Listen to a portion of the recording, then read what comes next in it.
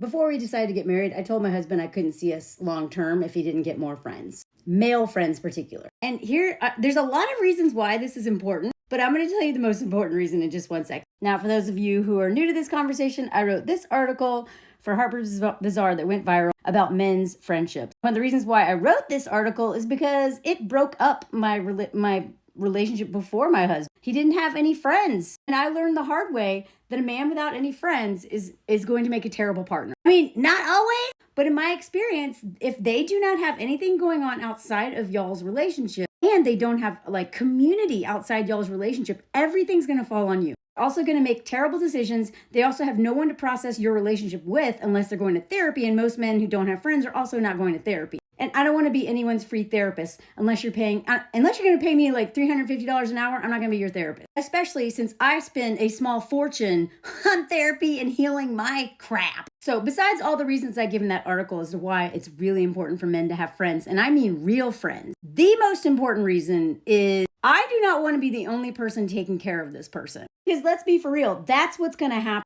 If they don't have any friends, everything's going to fall on you if anything happens to them. And I learned this the hard way when I worked in the outdoors. This is another reason why I discourage women from dating like hardcore adrenaline junkies, because that man will get injured one day. And when he does get injured, you know who's not going to show up?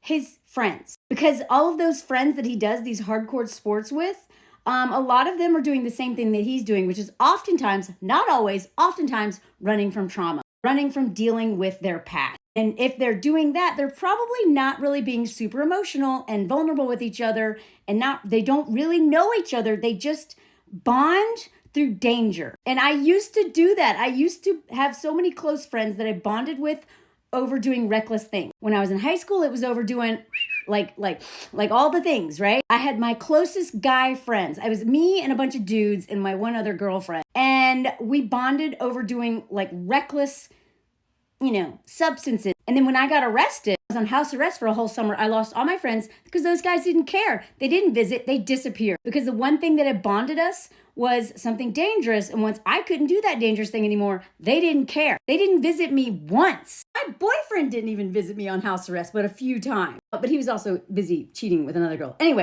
so when I got into the outdoors, it was the same thing. These men, they were all my close buddies because I was a whitewater raft guide, a ski instructor. I lived in Jackson Hole, Wyoming, which is like a very extreme sports town. 10 men for every one woman. So thank God I had a few close female friendships with. I went out to the bars and literally took numbers of cool women that I met. And I was like, please be my friend. Because I just inherently knew, and also from experience, that women were going to show up. And sure enough, when I tore my ACL, all the men disappeared. I had to go get surgery by myself in a town. I didn't have family there. I literally had never been in the hospital before. And I got surgery all alone. And you know who showed up for me? Women that I wasn't even close to. They came out of the woodwork. They went and got my meds at the pharmacy. My roommate was cleaning up my puke bucket. They were bringing me tea. They were doing all kinds of stuff. But you know what my male friends did? Nothing. They didn't even call. They didn't check on me. They didn't care because they had to go ski the pow, bro.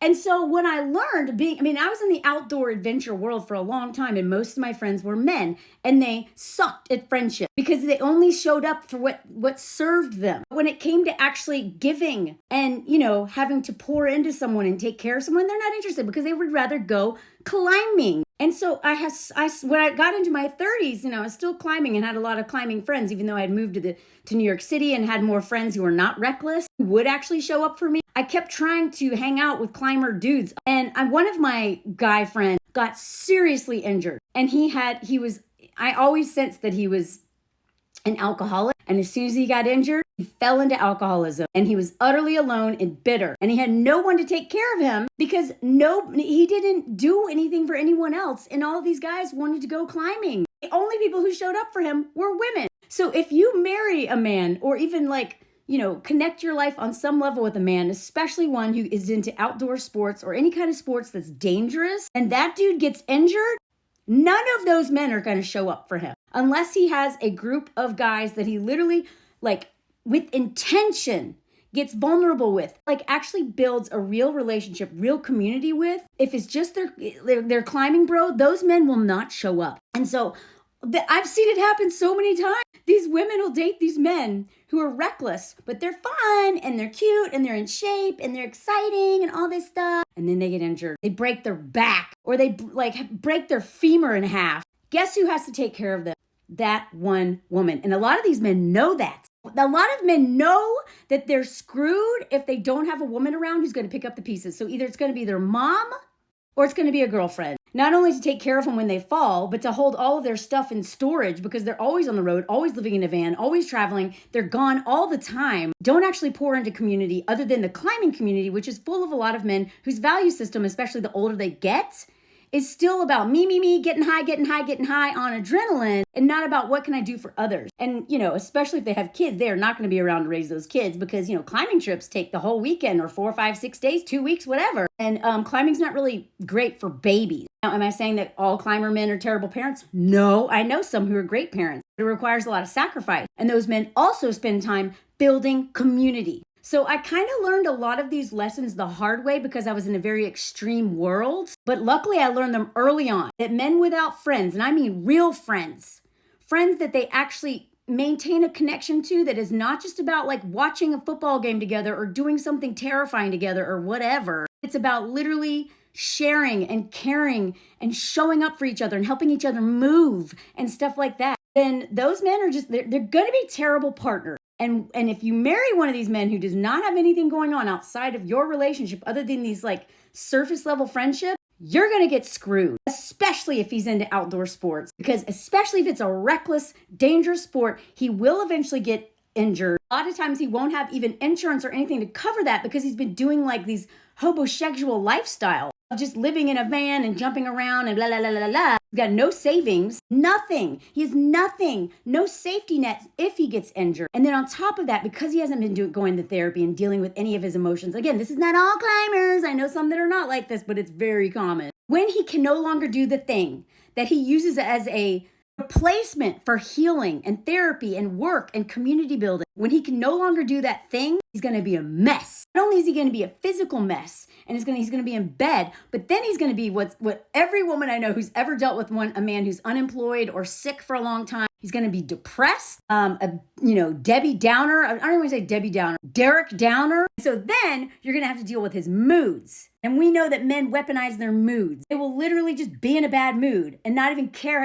how it impacts the people around them. Because if they're having a bad day, you're going to have a bad day. Men who will not heal their stuff and deal with their stuff and just keep running into big, scary sports from girlfriend to girlfriend, from, one addiction to the other, when it finally catches up with them, and it will. Whoever is attached to that man, whatever woman is attached to that man, woo, you better watch out. You are going to get screwed. So before I would even consider marrying my husband, I was like, dude, you know that I wrote a whole ass article about how important male friendships are to me. I know that you have some, but you don't have enough. We were in confinement together during the first lockdown here in France. And I'm on Zoom doing karaoke with all this I'm doing so much stuff just to stay active, to be involved, stay social, even though we literally couldn't leave the house because the police locked us in. We had to have permission slips to leave. We literally could not see anyone for months.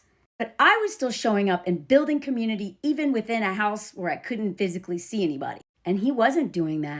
And that was a problem. And I called him out on it. I didn't, it wasn't an ultimatum. It was more like, I'm not going to be with somebody who doesn't do this.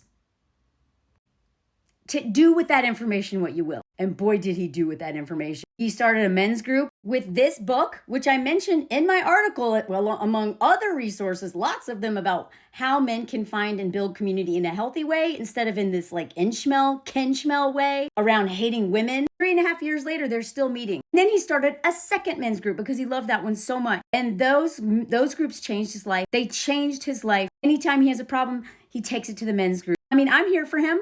He's here for me. We're here for each other. I do all this stuff to build community and have people who hold me accountable so I don't blow up my marriage. I am not going to attach myself to a man who's not willing to do the same. And he did. He showed up. He not only did it, he went above and beyond what I asked him to do. And that is one reason why I married that man. He knew I was right, knew it's important. He didn't want to lose me over just being lazy. So he got to work, and he got to work fast. Men who are not willing to do anything outside the relationship to make sure that relationship doesn't blow up in their face are going to make terrible partners. Because of patriarchy, women always lose.